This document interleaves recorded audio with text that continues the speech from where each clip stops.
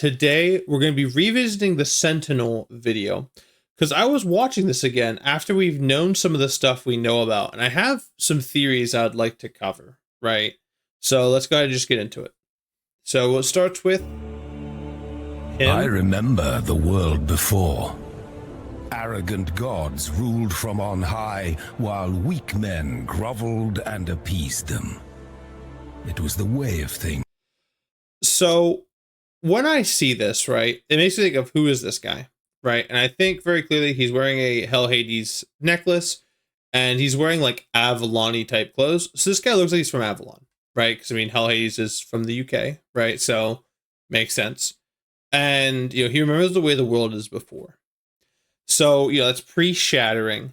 So my theory is, and I was thinking about this, right? When does this take place, right? This is right before the alpha, right? This is there'll be a line that talks about Fafnir coming out of the ground, and the caverns of chaos and whatnot. And my question is, when does this take place in the 100-year time span between the shattering and the events of the game? And you would have to say, well, if he remembers the world before, it must, he doesn't look like 30, 40, maybe tops, maybe 50. I mean, he has a pretty bad, what's this line called? Like a cheek line here, right? So maybe a healthy 50-year-old. Okay, yeah. So he's like maybe 10 when the world broke. Okay, so it's like 40 years in. Can't be much more. He have gray hair, right? His hair is pretty, pretty brown, right? Probably don't have dye. So what I was thinking is, what if that's not the case? What if the events of the alpha happen relatively close to the actual game? And that led me to think, what if death doesn't matter in this world? What if, think about this, every one of these places has a place you go when you die. And like, I think of the story of Sisyphus, right? Where he tricked the gods and left the underworld. You could escape death before. Think about how much easier it'd be to do that after the shattering, right? And that's the big thing I'm thinking about here is after the shattering, what if you die, you go to the underworld, but it's not as well kept anymore. You don't have to be this like Hercules to leave. Everyone can leave because the shattering broke the barrier between worlds. And even with Avalon, right? Avalon culture believed that the veil between worlds was pretty thick, but then on certain days like Halloween, it was thin and spirits could come across, right?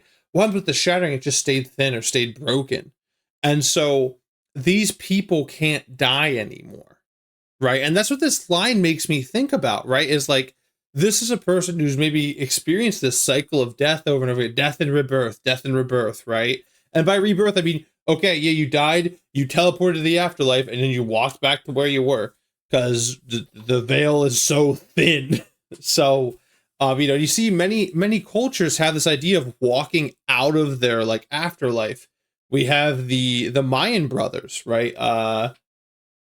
Hunapu and Zablanque, right? They like walked out, right? The same thing with like Izanami and Izunagi as they're being gods, right? But they, Izanami dies and then Izanami goes and gets her, right? And like, it's this idea of like, you can go and certain powerful people can leave or certain circumstances would allow you to leave, right? And then like in Slavic cultures, they believe that like the dead will eventually find their way back into the realm of the living through reincarnation, right? Of some kind. So this idea of leaving the underworld isn't foreign to these cultures, right? To these lores. What if the shattering just made it really easy? Like literally just walking out, right? And so that's what this first line comes to me is like, maybe that's why you think of heroes like Achilles and Icarus, who the whole point of their lore is how they die, right? Icarus flying too close to the sun and Achilles with his weakness of his heel, right? Like that's the point of the lore. And so these people are here, and we know from Aaron that all of the stories are true and are done. So how can that be true when Icarus isn't dead?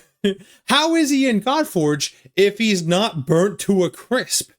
And I think that might be the answer, right? Is when they die, when Icarus dies in Olympus, right, in the realm of Olympus, he goes to like the river Styx, right, to the underworld, and he just like turns around and walks back. Doesn't give Charon his coin, right? He's like, all right, well, the boundary between worlds is like shattered, so whatever. So I think that's an interesting thing. I think that's probably something we'll see in the game. So let's go ahead and keep going.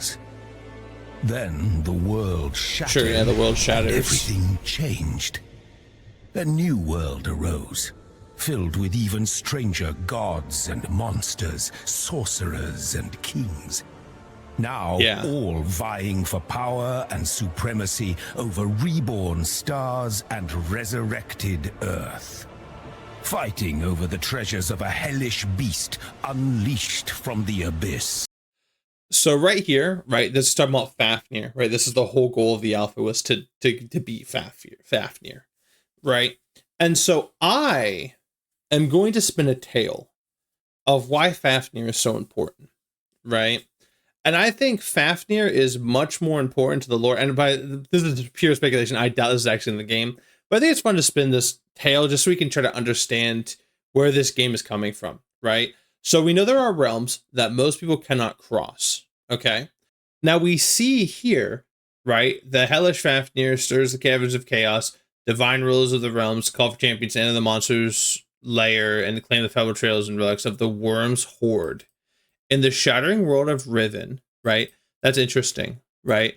So the world's called like Riven, where gods and monsters clash, new heroes must be, or more new legends must be forged. So that's interesting, right? There is this land called Riven. I don't know where this is, but maybe there's a new world, right? That's not clearly in a realm. Maybe it's like a meeting place where all the realms are. That's interesting, right? So just something else to note here. But yeah, this is just, it's interesting that this name is thrown around. I'm not sure what this is, but let's go back to Fafnir and let's go spin a tale, right? So Fafnir would be in the Asgard realm, right? He was a person that really, he was originally a dwarf. He was not a dragon to start. His father was given money from the gods, from like Odin, Loki, and Thor, for the killing of his son or brother or something, right? So Fafnir's father had a bunch of money from the gods, and then Fafnir kills his father and steals all that money and runs. And then this greed, this horde, turns him into a dragon that is Fafnir, right? And now the big part of Fafnir lore is that Fafnir dies to Sigurd, right? Or Siegfried or whoever, right? Sigurd is what they're called in the game, so we'll call him Sigurd. So he dies to Sigurd, okay? So where does that put him? If he died to Sigurd, that probably puts him in Helheim, right? And if you know anything about Helheim, we talked about people leaving the underworld. You don't leave Helheim. No one has ever left Helheim except for Odin that one time, right? And it was a really, really big deal. He wasn't dead either. Like, he wasn't claimed by Helheim. He visited and then left. There is a character in Norse mythology called Balder, and he was the brother of Thor. And when he died, all the gods were sad, and they sent someone to ask Hel to release him from Helheim. And she said she would only release him if everyone who is alive or dead wept for him. Now, obviously, that's not going to happen, right? And so, it kind of shows the security of Helheim. And so I think the shattering affected Helheim the least compared to all the other underworlds, right? I think so. Consider this. Fafnir is in Helheim. The world shatters and he can peer into all of these places. Maybe he can't leave though. But imagine for a moment that during the shattering, he reaches out and in his greed, he's a greedy dragon. Maybe he grabs some baubles, right? And maybe he grabs some treasures. Nothing too big, right? Nothing too grand. But you know, you could in Norse mythology, you would bury your people with what you wanted to take with them. If he died on his horde, it's possible he brought his entire horde with him to Helheim. Right, that was something they believed in Norse mythology. So maybe he had his horde, and he was like, "Well, I can just grow my horde here." Right, Helheim's maybe not being as affected by the shattering just because of how strong it is. Right, you know, obviously it's falling apart, and then maybe he could reach out to the realms and just grab some treasures, right, and grow his horde. So I imagine, you know, one of the things he might have grabbed without realizing its worth, and we're gonna put a pin in this for a second, may have been the ether well shattered. Think about that, right? It was just a bunch of rocks. No one realized what it was, right? So if he reached out and just grabbed stuff from this temple, right, that we see Gilgamesh smash the rock into because he's greedy, he doesn't care what he's grabbing, he's just grabbing stuff to grab it. That could be interesting, right? And that could be the reason why Destiny doesn't act right away. Because during the shattering, Fafnir actually took the ether well. That's interesting. You know, and I don't know the story, I don't know the lore, but you know, it's strange to me that Destiny would wait so long, right?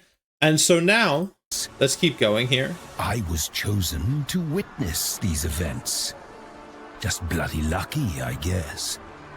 I was told the awakening is nigh. Balance will be restored.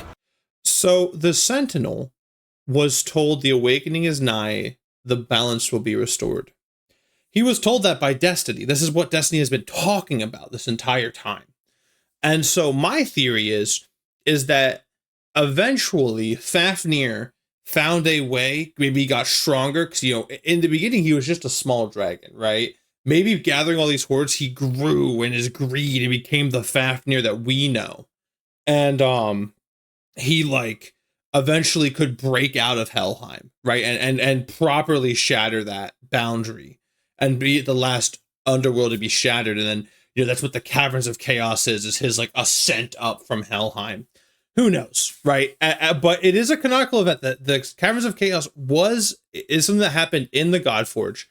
And then maybe the gods knew that he had loot, but they didn't think it was so important to send themselves. They're like, yeah, he probably has some trinkets and baubles. We'll send some guys after it to get it, but it's not important for, you know, Zeus doesn't show up personally, right? Anubis doesn't show up personally. Maybe they can't for some reason, right?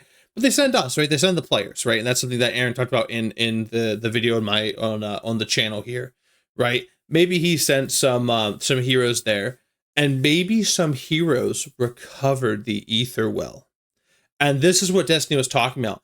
Destiny knew that Fafnir had the ether well, and he was waiting for the players to go find it, right? And waiting for the people to find it and then bring it back to the surface, where then Destiny can start making. And maybe she waited to make the sign until she had the ether well back, or the ether well fragments to make the Godforge. And so that's interesting, right? And so this Sentinel, we know, is heavily connected to Destiny. This may be our guide, right? This may be the arbiter of Godforge.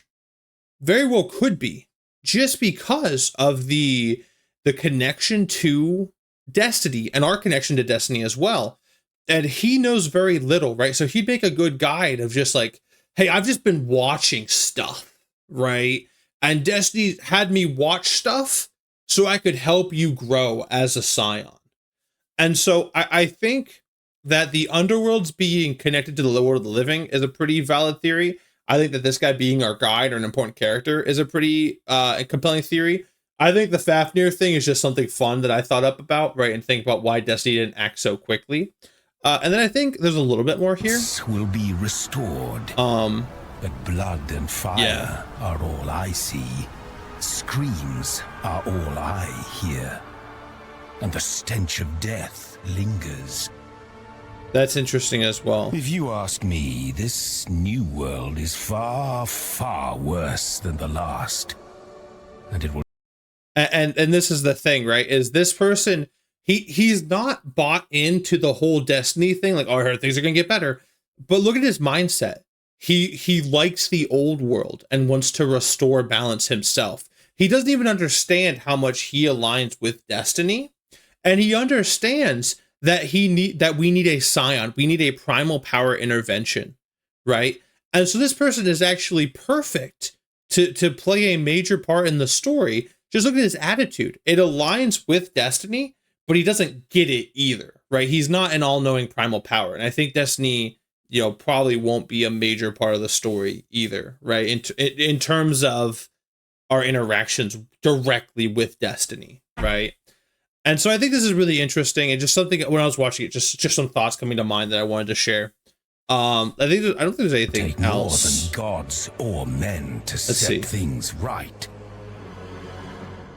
Yeah. And so it talks about a, yeah. And so it's interesting. It's interesting to think about, we don't have a lot of lore tidbits actually, right? We have 3 sources, and they're all super jam packed. And so I think this source is the one I personally explored the least. So it's cool to go back with the knowledge that we have now and try to make some connections and try to make some theories. So with that, I will see you guys next time. Take care.